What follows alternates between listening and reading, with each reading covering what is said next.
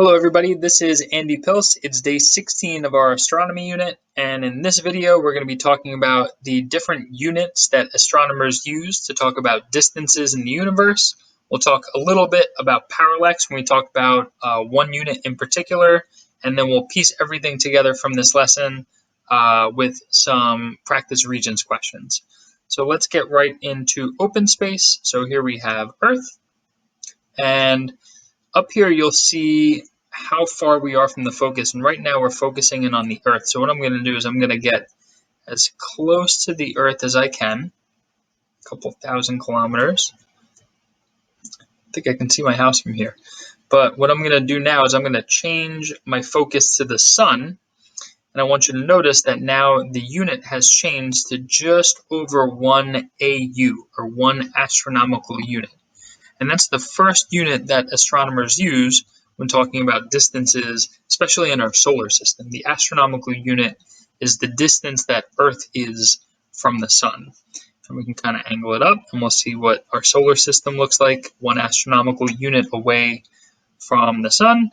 And if I zoom out a little bit, you can actually see the entirety of Earth's orbit. So from the Sun to the Earth would be 1 AU.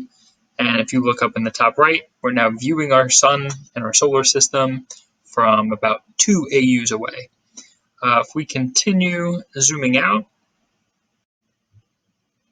so after AUs, the next unit that we have is light hours.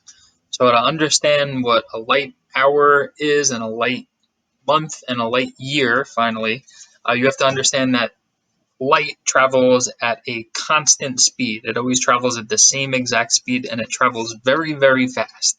It travels 300 million meters per second, or 300,000 kilometers per second, or 671 million miles per hour. And 1 light hour is the distance that light traveling at a constant speed can travel in 1 hour. So we're going to zoom out. We're going to zoom out a little bit faster. We see the entirety of our solar system, and we're continuing out. Here's light days. So we're looking at the Sun, at the distance that a beam of light would travel 1.5. It would take for that light to travel in 1.5 days. So if we were on a planet here, any light from the Sun would be traveling a day and a half before it actually reached the surface. We're going to keep on zooming out. Next up, we have light months, the distance that light can travel in a month. And finally, we have light years, which is the distance that a beam of light can travel in a year. The next unit that we're looking at is a parsec. And to understand what a parsec is, you have to understand the idea of parallax and how we measure the distance to celestial objects. So I found this really great diagram on earthsky.org to show us what 1 parsec is. And it is a distance where the angle, 1 parsec is the distance to an object where the parallax angle of that celestial object to Earth is 1 arc second, which is a very, very, very small amount of an angle. There are 3,600 arc seconds in 1 degree. So we're actually talking about really, really small increments. But the reason that they use this parsec unit is that it makes math easier. So our closest star, Proxima Centauri, is about 1 parsec away, meaning that the angle of parallax would be about 1 arc second. If there was a star that had a parallax angle of 1/2 an arc second, it would mean that the star was 2 parsecs away. If the parallax angle was 1/3 of an arc second, that celestial object, that star, would be 3 parsecs away. So we're going to continue to see that parsec unit as we continue zooming out from our solar system. We're going to see all of these stars kind of converge, and eventually we'll get to see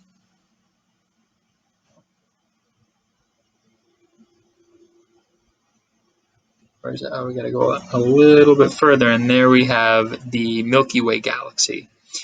And just as a reminder, we're on one of these outer arms of the spiral galaxy, and we can change our orientation.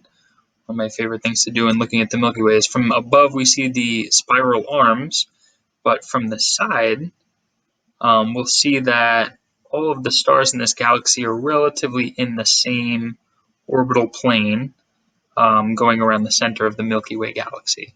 So I always think that that's kind of cool, but let's zoom out a little bit and take in our galaxy. It's the biggest selfie that we can take. We're going to continue zooming out. A kiloparsec, remember our metric prefixes, kilo is 1,000, so we're looking at 130,000 parsecs away from our solar system and from our sun. We're going to continue zooming out where our Milky Way just becomes another star. So all of these stars that we're seeing now are distant galaxies. We're looking at our solar system from 7.5 megaparsecs. Mega is referring to 1,000 parsecs, so it's 7.5 thousand parsecs.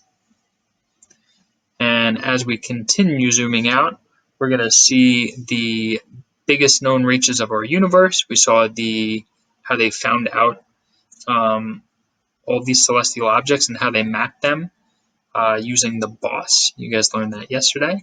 And as we continue,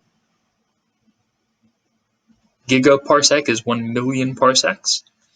And as we continue zooming out, we're going to begin to see the cosmic background radiation, which is the horizon of the known universe, just under 14 billion light years away from us.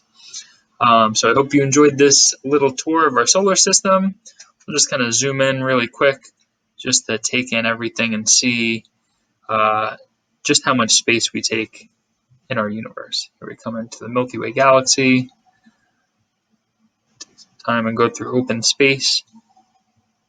As bright as that galaxy was, we're parsec away from our solar system. Orbits are starting to come into play, come into view. Oh, let's just switch it to the Earth and really do a nice little zoom in of our planet right there.